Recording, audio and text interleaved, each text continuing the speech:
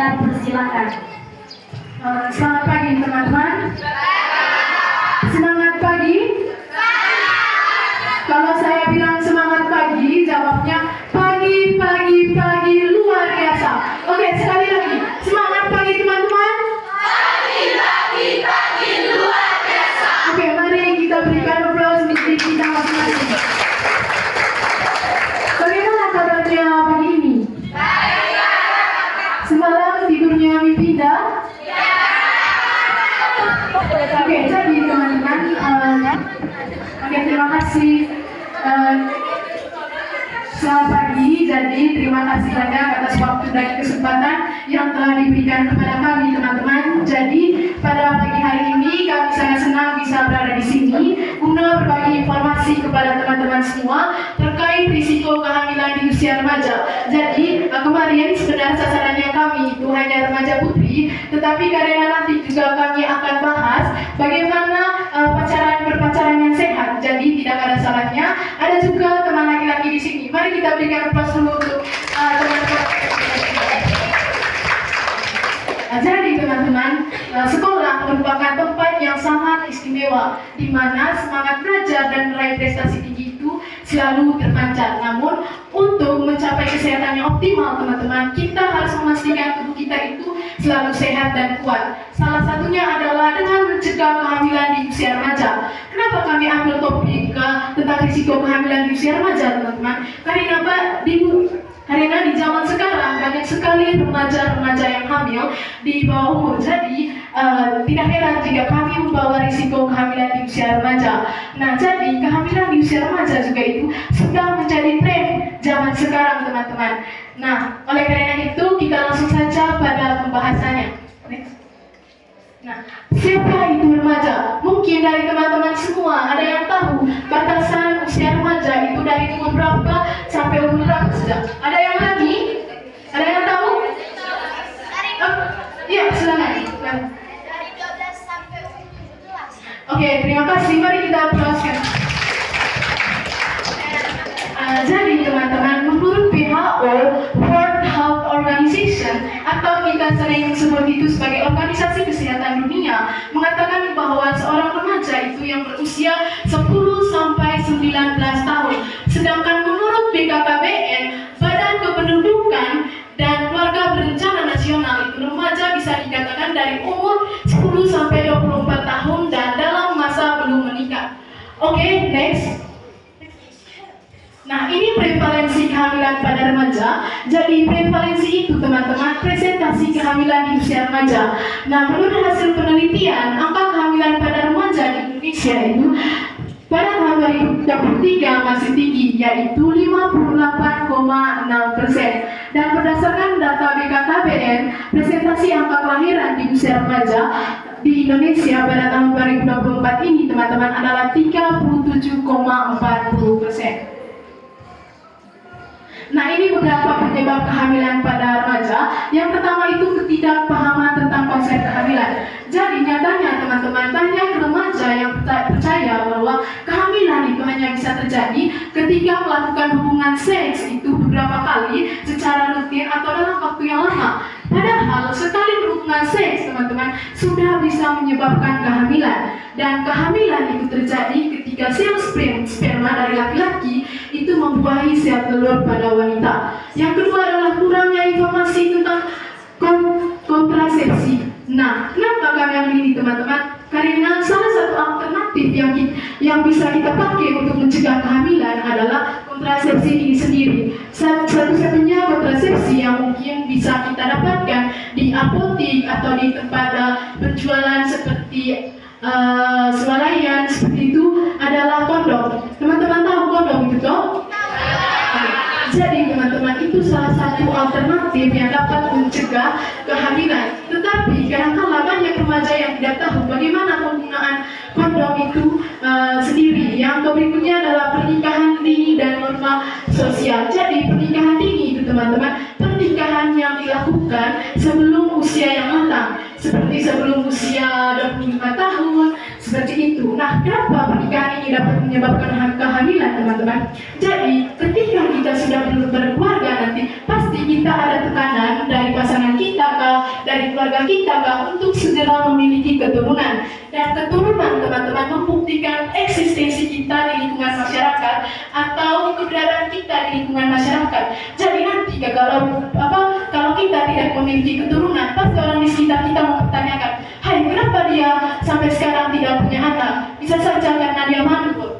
Yang berikutnya adalah adanya norma sosial. Nah, norma sosial di sini, teman-teman, itu seperti kita malu bertanya kepada orang tua atau guru tentang seksualitas itu seperti apa. Apalagi kan budaya kita mengarai itu menganggap membicarakan seksualitas itu seperti hal tabu. Berbeda dengan budaya orang luar, teman-teman, di mana seperti contohnya tadi yang sudah disebutkan oleh Kakak Grace tadi, presentasi di materi pertama itu di mana di Amerika Serikat, teman-teman, anak mereka sudah berumur 17 tahun, mereka sudah dibekali kondom kemana-mana, teman-teman. Bahkan ketika ada yang ke sekolah itu, sekolah mereka sudah menyediakan kondom secara gratis. Sedangkan di Indonesia, teman-teman, itu ketika kita beli, misalnya ada teman laki-laki kita yang pergi beli kondom di supermarket atau di apotek, pasti banyak yang mempertanyakan hal itu. Jadinya kita malu, mau tidak mau kita melakukan hubungan seksual itu tanpa adanya persiapan. Sedangkan di luar negeri tadi, teman-teman, itu ibaratkan menyiapkan payung sebelum hujan. Sedangkan kita di Indonesia itu intinya jangan hujan, sehingga kita tidak menyiapkan payung. Oke, yang berikutnya adalah pengaruh budaya, pengaruh media sosial dan budaya pop. Jadi, teman-teman, pengaruh media itu juga membawa dampak negatif bagi kita. Seperti yang kita tahu bahwa media itu, teman-teman, seperti pisau bermata dua, ada dampak negatif, ada juga dampak positif. Itu tergantung bagaimana kita mengelolanya, serta bagaimana kita menyaring informasi yang kita terima dari media sosial. Kenapa ada budaya pop, teman-teman? Karena budaya pop itu sering menyuguhkan seperti film-film pornografi secara bebas, sehingga, teman-teman, ketika kita menonton seperti film di handphone kita, seperti di Twitter kah, Facebook kah, ataupun YouTube, mungkin kalau YouTube ya kurang karena mungkin sekarang itu sudah ada batasan usia. Tapi karena masih ada remaja yang bandel, biasanya kalau kita daftar akun YouTube itu kita biasanya merubah kita punya tanggal lahir. Begitu pula kita punya tanggal lahir. Ada yang lahirnya 2006 kita ubah jadi 2003. Supaya apa? Supaya kita bisa mengakses berbagai informasi-informasi yang berbau porno. Jadi misalnya kita sedang menonton film-film yang berbau porno, tapi karena di film tersebut tidak menyuguhkan dampak dari hubungan seks itu seperti apa, sehingga hal itu, teman-teman, akan merubah persepsi remaja tentang kesehatan reproduksi atau tentang kehamilan, sehingga remaja ini seringkali berpikir seperti yang jadi hubungan seksual itu mudah, hubungan seks itu sesuatu hal yang normal, hubungan seks ternyata tidak memiliki risiko, sehingga terjadilah kehamilan di usia remaja.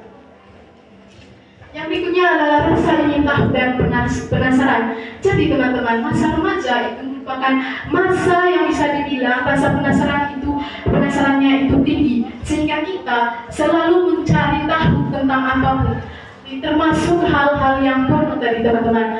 Yang berikutnya kurangnya kemampuan mengendalikan diri. Ada beberapa remaja, teman-teman, yang kurang atau tidak mampu mengendalikan impuls seksualitas mereka. Impuls itu merupakan rangsangan seksualitas. Jadi ketika kita kurang mengendalikan diri kita memiliki dorongan untuk melakukan hubungan seksualitas. Apalagi di usia remaja itu, teman-teman, hormon seksualitas kita itu semakin kuat atau lebih kuat. Yang berikutnya adalah rendahnya tingkat pendidikan. Kenapa rendahnya tingkat pendidikan ini dapat menyebabkan kehamilan di usia remaja, teman-teman? Coba kita bayangkan beberapa remaja di luar sana yang tidak memiliki kesempatan seperti kita yang bisa bersekolah seperti ini, tentunya tidak mendapatkan akses untuk mengetahui seperti apa itu kesehatan reproduksi, bagaimana mencegah kehamilan di usia remaja, teman-teman. Jadi, mari kita bersyukur karena kita memiliki kesempatan yang sangat baik bisa bersekolah di sini, dan kesempatan yang kita miliki sekarang ini merupakan impian banyak orang di luar sana. Mari kita jaga kesehatan kita, teman-teman. Dengan apa? Dengan menghindari seksualitas yang berbahaya. Yang terakhir itu adalah kemiskinan. Kenapa kemiskinan, teman-teman? Nah, biasanya orang yang tidak mampu bersekolah, teman-teman, itu memiliki akses yang sulit, baik dari segi pelayanan kesehatan maupun dari pelayanan pendidikan. Seperti yang saya jelaskan tadi, teman-teman, bahwa semakin rendah tingkat pendidikan seseorang, teman-teman, maka ia juga akan semakin sulit untuk memahami hal-hal yang berkaitan dengan kesehatan reproduksi. Salah satunya adalah konsep kehamilan. Nah, ini risiko kehamilan di usia remaja. Yang pertama itu, teman-teman, kelahiran prematur dan bayi berat badan lahir rendah. Jadi, teman-teman, remaja putri zaman sekarang ini merupakan calon ibu di masa depan. Nah, ketika kita tidak menginvestasikan kesehatan sejak dini, teman-teman, tentunya hal itu akan berdampak pada kita, pada diri kita sebagai seorang ibu ataupun pada kesejahteraan anak kita nanti. Nah, risiko kelahiran bayi prematur. Jadi, teman-teman, bayi prematur itu adalah bayi yang lahir sebelum berusia 37 minggu. Sedangkan bayi berat badan lahir rendah itu merupakan bayi yang lahirnya itu berat badannya itu kurang dari 2,5 kg. Biasanya bayi yang prematur dan bayi dengan berat badan lahir rendah itu sangat rentan terhadap infeksi dan juga penyakit, teman-teman, seperti penyakit yang menyerang saluran infeksi pernapasan. Yang kedua adalah risiko komplikasi persalinan dan kematian bayi. Jadi, teman-teman, ketika kita hamil di usia remaja dan tubuh kita belum matang secara fisik, teman-teman, hal itu akan berdampak pada tubuh kita. Seperti nanti kita pas melahirkan itu adanya perdarahan, atau yang kedua itu, teman-teman, kematian bayi. Nah, kematian bayi tadi disebabkan ketika kita melahirkan bayi yang prematur dan bayi yang berat badan lahir rendah. Yang ketiga itu risiko pendidikan terputus. Nah, biasanya, teman-teman, remaja yang hamil pada usia sekolah itu pasti akan dikeluarkan dari sekolahnya ataupun biasanya bersyukur kalau kita begini hamil terus tidak dikeluarkan dari sekolah. Itu mungkin karena gurunya itu juga baik, itu juga karena memahami kita. Lalu bagaimana dengan lingkungan sosial kita, lingkungan sekitar kita? Biasanya, teman-teman, ketika kita hamil pasti kita itu mendapatkan tekanan sosial seperti stigma sosial, cibiran, gosip. Kita itu selalu dicap negatif. Mau tidak mau kita pasti akan mengisolasikan diri ataupun tidak mau keluar rumah. Jadi hari itu, teman-teman, akan berisiko. Jadinya kita itu malu untuk ke sekolah dan memilih untuk berhenti sekolah. Yang terakhir, maaf, ada tempo di sini. Yang terakhir, yang keempat itu risiko anemia dan risiko kesehatan mental. Jadi, teman-teman, risiko anemia. Anemia itu, teman-teman, merupakan suatu kondisi keadaan di mana jumlah sel darah merah kita dalam tubuh dan kadar hemoglobinnya itu lebih rendah daripada biasanya. Nah, anemia ini merupakan keadaan yang sangat berbahaya karena berdampak negatif pada tubuh kita. Nah, ada beberapa gejala dari anemia itu seperti tanpa puncak, pusing, ataupun sesak nafas. Hal ini, teman-teman, tentu akan mempengaruhi aktivitas kita sehari-hari. Yang berikutnya adalah risiko kesehatan mental. Jadi, karena adanya stigma sosial tadi, teman-teman, mempengaruhi kita. Kita jadinya malu untuk bertemu siapapun. Kita memilih untuk sendiri, memilih untuk tidak bersosialisasi dengan siapapun, dan itu akan berdampak bahwa kita dianggap tidak diterima di lingkungan sosial. Seperti yang saya katakan tadi, stigma sosial itu merupakan tekanan dari lingkungan sekitar kita, baik itu dari masyarakat, keluarga kita, ataupun teman sebaya kita. Stigma sosial ini biasa berupa adanya pengucilan, adanya cibiran, gosip kepada kita. Hal ini, teman-teman, dapat berpengaruh pada mental kita dan juga kesehatan kita, karena kita itu tidak memiliki dukungan dari lingkungan sekitar. Yang berikutnya adalah masalah ekonomi. Nah, masalah ekonomi ini, teman-teman, terjadi ketika remaja yang hamil itu tentu akan berhenti sekolah. Jadi, ketika kita berhenti sekolah, tentu kita tidak akan memiliki peluang yang besar ketika kita mencari pekerjaan yang layak nanti. Hal ini, teman-teman, berdampak juga pada kehidupan kita kepada diri kita maupun kesejahteraan anak kita nanti. Kalau kita miskin teman-teman, hal itu akan berdampak pada anak-anak kita nanti. Bisa saja anak kita tidak sekolah, sulit mendapatkan pelayanan yang baik, seperti itu. Nah, ini beberapa pencegahan teman-teman, pencegahan kehamilan di usia remaja. Yang pertama itu meningkatkan pengetahuan dan kesadaran kita tentang kesehatan reproduksi. Jadi kesehatan reproduksi ini berkaitan dengan seperti konsep kehamilan, bagaimana dengan penggunaan kontrasepsi. Yang kedua adalah membangun kemandirian atau berani mengatakan tidak. Berani mengatakan tidak itu seperti ini teman-teman. Ketika ada pacar kita yang mengajak kita untuk melakukan seks, kita berani menolak, berani memberikan penjelasan kepada pacar kita bahwa hal itu belum bisa kita lakukan. Tunggu nanti kalau sudah kita menikah, seperti itu, atau dalam konteks yang pas teman-teman, seperti umur kita itu sudah matang, kita harus memberikan penjelasan yang secara baik kepada pacar kita. Jangan begini teman-teman, pegang tangan bilangnya asinana, rangkul bilangnya asinana, pas taruh paha bilangnya asinana, lanjut. Jadi itu jangan ya teman-teman. Oke, yang ketiga itu membangun hubungan yang sehat. Jadi membangun hubungan yang sehat. Hubungan yang sehat itu teman-teman adalah dalam pacaran yang sehat, hindari pacaran yang toksik. Mungkin teman-teman di sini ada yang tahu pacaran toksik itu seperti apa? Ada yang tahu? Ada yang punya pacar di sini? Siapa? Coba katakan. Menurut teman-teman pacaran yang toksik itu seperti apa? Oke, jadi saya jelaskan ya. Jadi pacaran yang toksik itu teman-teman, pacaran yang tidak saling menghargai, pacaran yang mau menang sendiri itu, yang seperti ini. Kalau ada masalah ngambek terus. Lalu yang berikutnya itu seperti maaf ya, dengan saya itu tidak punya pengalaman tidak berpengalaman pacaran. Jadi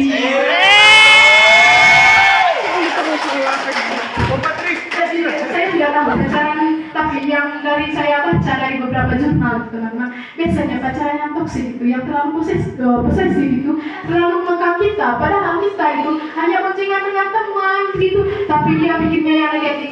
Itu kau perselingkuhan, itu kau punya pacar baru gitu. Ataupun yang seperti ini teman-teman, kita ingin kerja kelompok, tapi karena ada teman-teman laki-lakinya dia bilang begini, jangan sudah pergi kau tak, nanti kau punya nilai masih tinggi kan ada saya toh.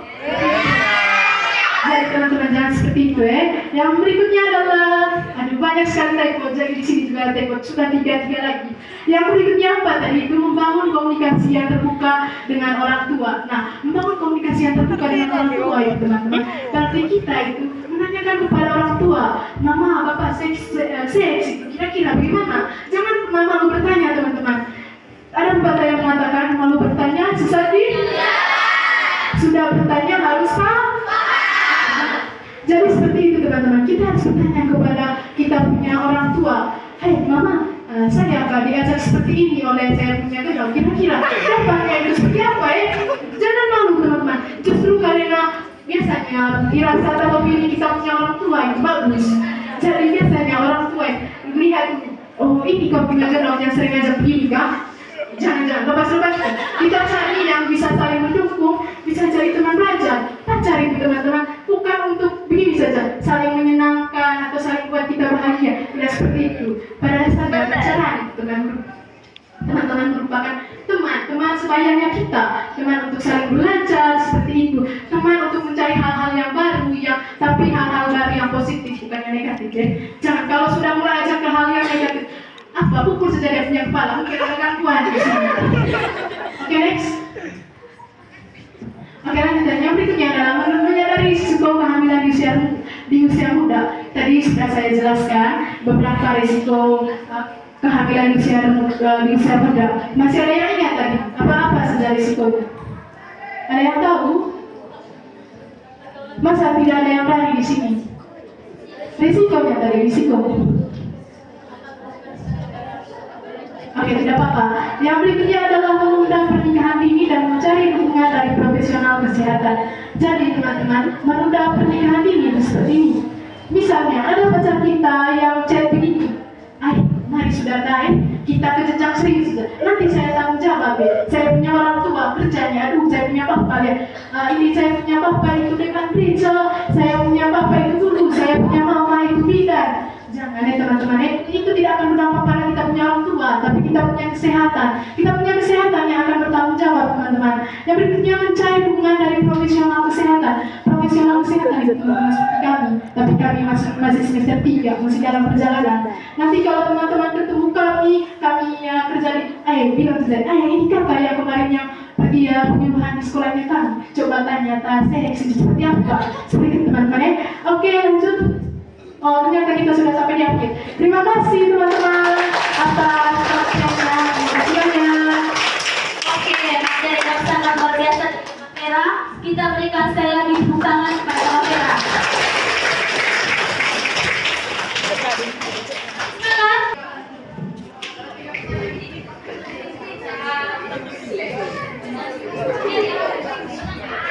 Semangat.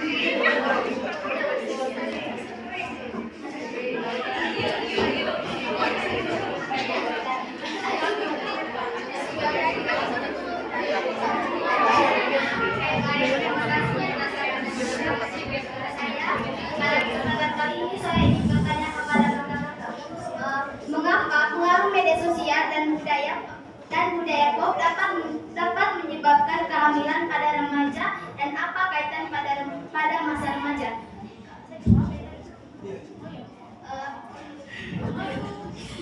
Apa penyebab dari penyakit anemia?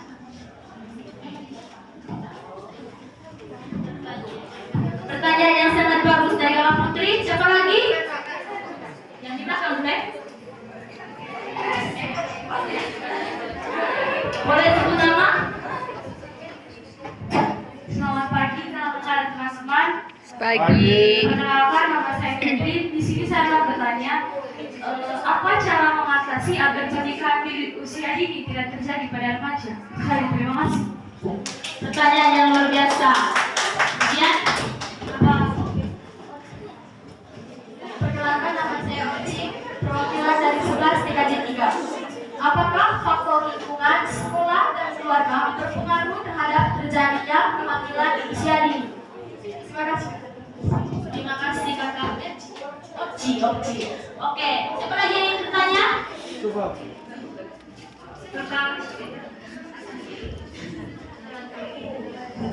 Pertanyaannya, mengapa sering terjadi resiko kehamilan di usia remaja? Terima kasih kakak Sandra. Siapa lagi?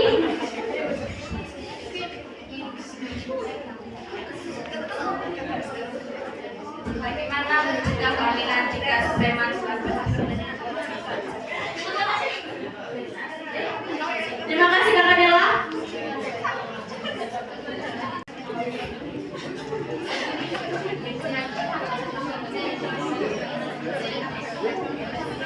Apakah faktor lingkungan, sekolah, dan keluarga berpengaruh terhadap terjadinya kehamilan di usia dini?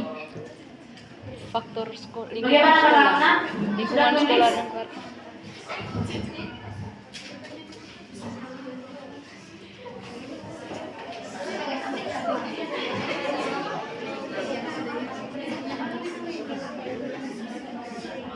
Dapat menyebabkan kehamilan pada usia Usia remaja remaja. dan apa kaitannya pada usia remaja? Dan yang kedua tadi apa Penyebab. penyakit dari anemia? Penyebab dari anemia yang kedua. Karena bagaimana sudah tulis? Jadi teman-teman, ada satu yang menarik di sini, menarik perhatian saya. Kakak Kiri, tahu namanya kakak Kiri? Oke, coba berdiri dulu. Ayo kakak berdiri saja. Saya kenal kakak Kiri nih dari saya punya adik. Jadi nama saya punya adik itu Nanda, tahu kau? Tapi saya mau tanya, cuman karena masih dalam penjelasan materi. Jadi kakak Kiri saya kakaknya Nanda. Oh gitu untuk kakak, ya sekali. Oke, mari kita berikan aplaus dulu kepada kakak Putri.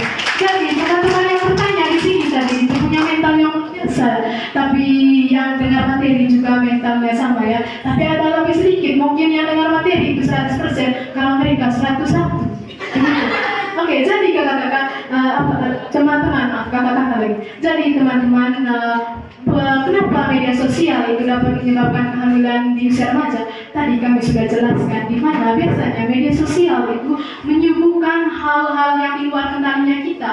Misalnya ada yang film-film media sosial itu seperti mungkin Facebook lah, kan media sosial ini ada banyak, ada TikTok, ada Twitter, ada Facebook, ataupun ada YouTube. Tapi ada beberapa dari media sosial ini teman-teman yang membatasi penggunanya untuk mencari hal-hal yang terlalu sensitif. Tapi ada juga media sosial itu yang tidak membatasi kita untuk mencari hal yang sensitif. Jadinya media sosial ini sangat berpeluang besar untuk menyebabkan kehamilan di usia remaja. Di mana kan pada masa remaja tadi itu adanya dorongan seksual. Ketika kita sudah melihat adegan yang seperti itu, tentunya ada hasrat dalam diri kita untuk melakukan hal yang seperti itu. Dan lalu pertanyaan yang kedua itu tadi, apa penyebab anemia? Nah, saya jelaskan kembali, anemia itu adalah suatu kondisi di mana jumlah sel darah merah atau kadar hemoglobin di dalamnya itu lebih rendah daripada biasanya. Nah, kadar hemoglobin sendiri itu kadar hemoglobin yang normal dari tubuh kita itu tergantung dari kelompok usia dan juga umur ataupun jenis kelamin. Jadi untuk remaja laki-laki itu biasanya kadar hemoglobin yang normal dalam tubuh itu 13 sampai 16 gram per desiliter. Sedangkan pada remaja perempuan itu sekitar 12 sampai 15 gram per desiliter. Lalu apa penyebabnya tadi? Jadi teman-teman, beberapa penyebab dari anemia. Yang pertama itu kekurangan zat besi. Nah, zat besi ini teman-teman merupakan bahan baku pembentuk utama hemoglobin di dalam tubuh. Ketika kita tidak mampu mencukupi kita punya kadar hemoglobin, maka hal itu akan menyebabkan tubuh tidak mampu memproduksi hemoglobin, di mana zat besi itu terlalu sedikit karena zat besi yang dibutuhkan oleh tubuh kita itu harus banyak. Yang berikutnya adalah karena kekurangan asam folat dan vitamin B12. Jadi teman-teman, asam folat dan vitamin B12 ini merupakan salah satu nutrisi penting yang dibutuhkan tubuh untuk melakukan pertumbuhan sel dan pembelahan sel, termasuk juga pembelahan sel darah merah atau pertumbuhan sel darah merah. Jadi ketika kita punya asam folat dan vitamin B12 di dalam tubuh itu terlalu rendah, maka kita punya sumsum tulang itu tidak mampu memproduksi hemoglobin yang cukup. Seperti itu. Apakah sudah bagaimana? Oke, untuk makanannya sendiri teman-teman, untuk supaya kita bisa memenuhi kadar zat besi di dalam kita punya tubuh, ada beberapa makanan yang bisa kita makan itu untuk memenuhi hal tersebut. Yang pertama itu kita bisa mengonsumsi kangkung. Biasanya kalau anak kos itu kalau tidak tempe saja lauknya pasti ada tumis kangkung seperti itu. Yang berikutnya ada juga telur. Sedangkan untuk asam folat dan vitamin B12 itu kita bisa dapat dari buah jeruk ataupun jambu biji. Gimana? Terima kasih. Dari jawaban yang sangat luar biasa dari Bapak Vera.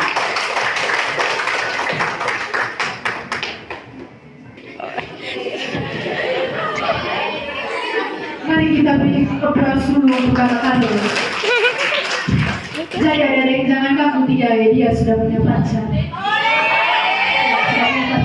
Jadi kumpul semua harapan yang ada yang mau berkati kakak Carlo. Saya jangan.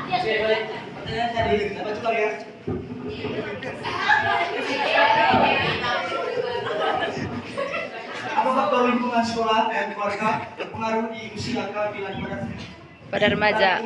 Pada remaja.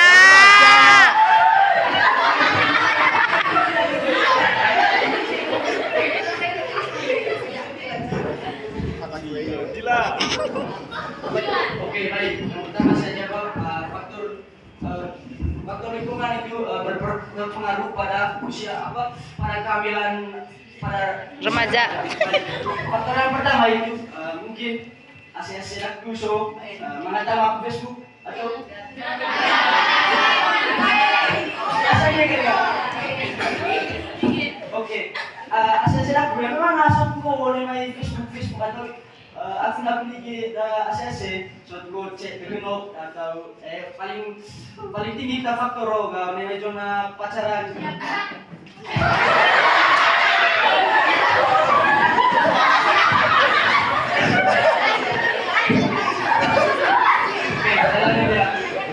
Paling tinggi kita menilai zona pacaran ada menuju pada faktor apa? Faktor kehamilan. Takrat ketat.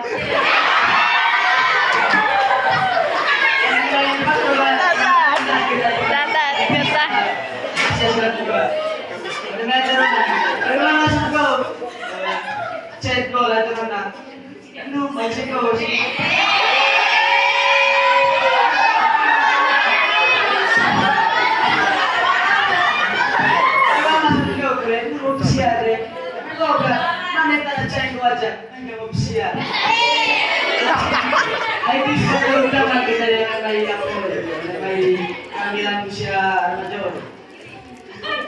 Aku yang dijelaskan oleh kakak guys tadi. Kalau mau berhubung lagi diwajibkan menggunakan kondom.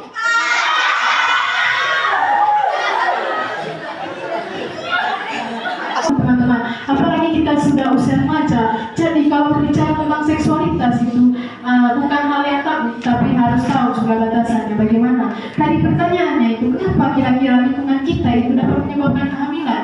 Jadi teman-teman, biasanya itu lingkungan itu sangat berpengaruh dari mempengaruhi kita punya perilaku. Saya pernah baca sebuah buku teman-teman, dikatakan pada riset tersebut ahli sosiologi itu mengatakan seperti ini, bahwa ketika kita sudah bergabung atau sudah berada di kerumunan gitu teman-teman, pasti identitas pribadi kita akan menjadi identitas sosial atau identitas yang sulit kita untuk kita kendalikan. Itulah kenapa lingkungan sosial itu sangat mempengaruhi. Mungkin kita lihat begini, oh ada teman saya yang pacarannya seperti ini, jadinya kita juga mau ikut-ikutan karena kita lihat, oh ternyata hidup berkeluarga itu sangat menyenangkan, bisa bermesraan setiap hari, bisa baku peluk, baku sayang setiap hari. Ternyata teman-teman tidak seperti itu.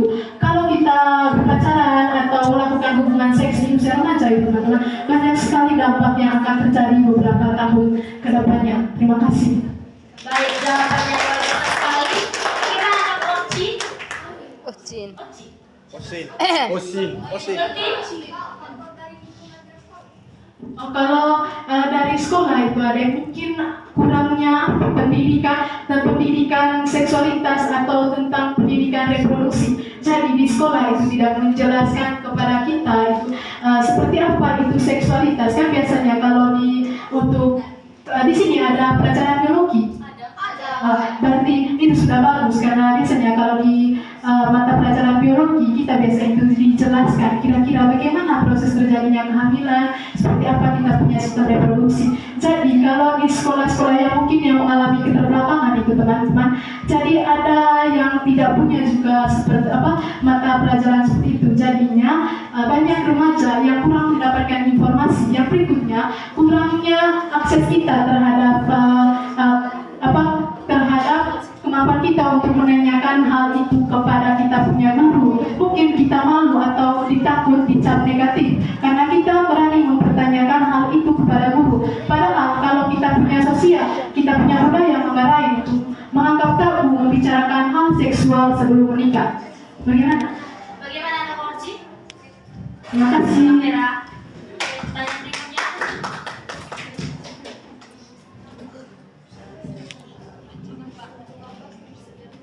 Pada Kak April, saya persilakan.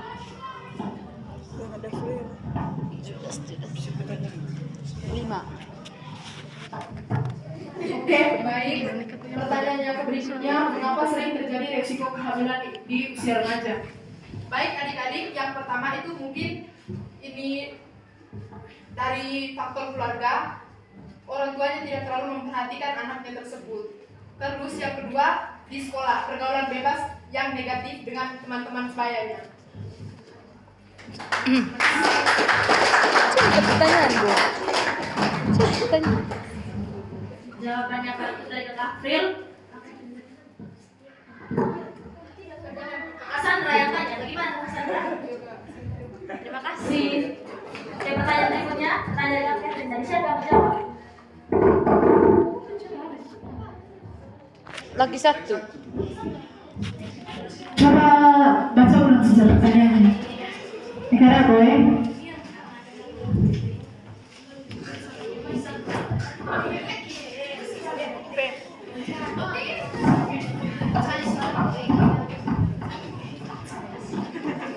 Pertama dari Kakak, bagaimana cara mengatasi di usia dini. pada remaja. Cara mengatasi.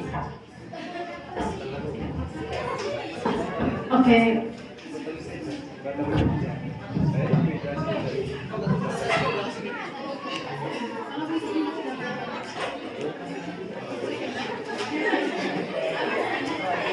Untuk menghindari pernikahan ini tadi. Oke. Jadi teman-teman, kami sudah jelaskan tadi seperti mandiri mengatakan tidak. Jadi kalau ada pasangan kita yang seperti ini yang mengajak kita untuk serius teman-teman, padahal kita punya umur itu belum cukup, maka katakan tidak saja. Karena kita juga harus tahu bahwa keadaan fisik kita di usia remaja itu belum matang. Begitu pula dari segi finansial. Nanti teman-teman, kalau kita menikah di usia ini, biasanya kita remaja itu kan masa masih mencari jati diri, masa menuju dewasa. Jadi sangat sulit bagi kita untuk membagi waktu. Bagaimana nanti untuk saya punya anak, bagaimana nanti untuk saya punya sekolah, itu pun kalau kita masih lanjut. Yang terjadi teman-teman, pada dasarnya kita harus berani mengatakan tidak pada ajakan-ajakan negatif. Yang berikutnya adalah mungkin ada beberapa budaya yang suka menjodoh-jodohkan atau jodoh-jodohkan anaknya, padahal itu merupakan suatu hal yang salah. Nanti kalau mungkin dari teman-teman ada yang seperti ini, karena kau sudah tamat SMA, dan saya mau jodohkan kau dengan kau punya anaknya dari kau ibu atau Rona Tungku itu. Jadi kita bisa begini, katakan tidak kepada kita punya orang tua. Jangan begini, iya mama, karena lihat dia ganteng, kita jangan seperti itu. Terima kasih. Jawaban yang sangat bagus dari Mas Vera. Bagaimana Bang Catherine? Mengerti? Terima kasih. Jadi mari kita jaga kesehatan kita dengan menghindari berbagai hal yang dapat merusak kita punya masa depan. Jadi kedepannya, harapan kami kedepannya tidak lagi dari adik-adik semua, semoga 0% yang mau nikah muda itu tidak ada, terus yang mau hamil muda juga tidak ada. Seperti itu. Mari kita jadi penerus bangsa yang hebat. Terima kasih. Terima kasih Bang Vera. Lost it, said that I was fine. Said it from my coffin. Remember how I died?